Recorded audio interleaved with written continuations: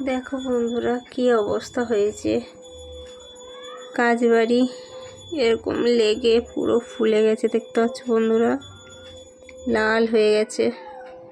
এখন জেল লাগিয়েছি, এসে মাত্র জামা কাপড় কিছু ছাড়িনি বন্ধুরা, এত শরীরটা খারাপ লাগছে। এই দেখো চশমার ডান্ডা, চশমা ভেঙে কি অবস্থা দেখতে পাচ্ছ বন্ধুরা। আর এই হচ্ছে কে ডান্ডা।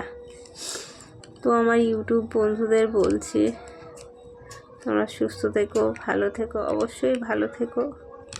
ঈশ্বরের কাছে প্রার্থনা করি আমার কপালটা খারাপ বলে সবার কপাল নাই খারাপ হোক, ঈশ্বরের কাছে প্রার্থনা করি। সবাই ইউটিউব বন্ধুরা সবাই খুব ভালো থেকো, সুস্থ থেকো।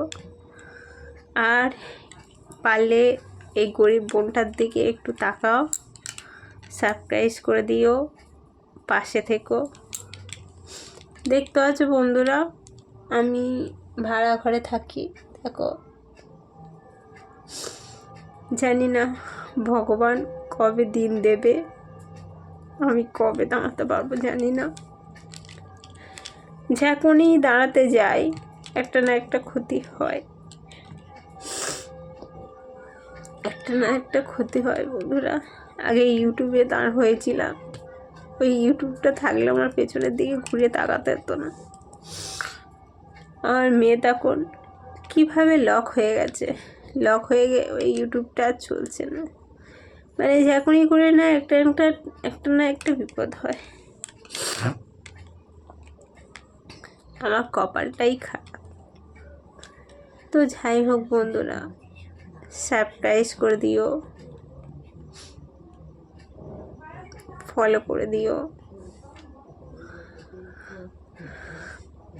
জানি না নিজের কবে জায়গা হবে, কবে নিজে জায়গা কিনবো জানি না বন্ধুরা।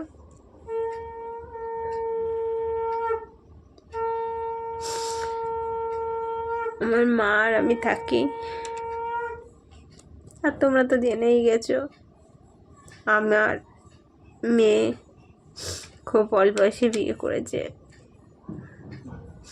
তার বিয়েও হয়ে গেছে, মেয়ে শ্বশুর বাড়ি থাকে।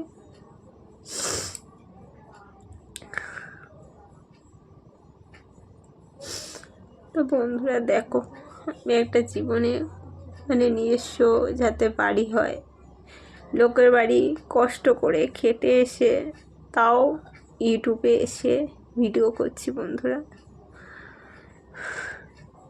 যাতে একটা নিজের জায়গায় দাঁড়াতে পারি। একটা ভোর 5টায় উঠে 6টার ট্রেন ধরে যাই বন্ধুরা,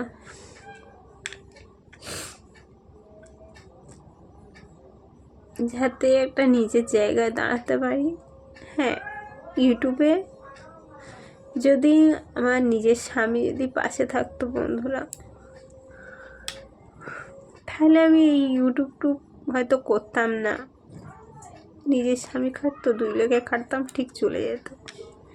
যেহেতু আমার নিজের স্বামী নেই, আমার পাশে নেই কেউ, আমি ওই জন্য ইউটিউবটা করছি, কারণ কি আমি নিজের পায়ে দাঁড়াতে চাই। সারা জীবন নিজের একটা ঘর, ছোট্ট কুঁড়ের ঘর থাকলেও বন্ধুরা, ভাড়া ঘরে থাকলে লোক উঠতে বসতে কথা শোনাবে, কিন্তু নিজের ঘর থাকলেও না, একটা খুঁজে ঘর থাকলেও তাতে শান্তি। জানি না বন্ধুরা, তোমরা আশীর্বাদ করো যাতে আমি একটা ছোট্ট মতন জায়গা কিনতে পারি। জানি না জায়গা কবে কিনতে পারবো জানি না, ভগবানের কাছে প্রার্থনা করো আমি যেন জায়গা কিনতে পারি।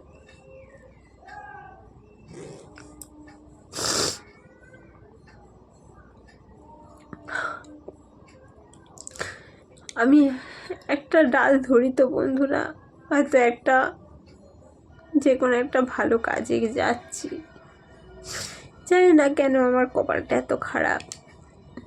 তার একটা জায়গায় আমি পরিশ্রম করছি, বলে না যে ডাল ধরলেই সে ডালটা মুট করে ভেঙে যায় বন্ধুরা। কেন জানি না আমার কপালটা,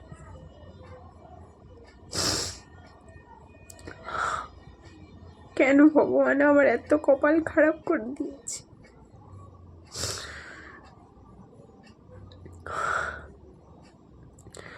ভগবানের কাছে এখনো বলি যে আমি কোনোদিন মানুষ জন্ম যেন না হই, কোনো দিন নয়।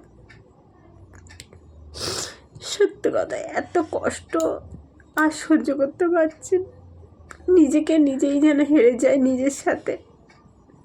মনে মনে করি না, ঠিক বিপদ কাটিয়ে ঠিক করবো, কিন্তু এত বিপদ আমার ভাগ্যেই শুধু লেখা আছে বন্ধুরা। এত কষ্ট যেন সহ্য করতে পারছি না। যেন আগের জন্মে যেন মানুষ না হই, কিছুই না হই, ভগবানের কাছে ডাকি। কোন জন্মের প্রতিশোধকে জানে ভগবান নিচ্ছে, ভগবান জানে।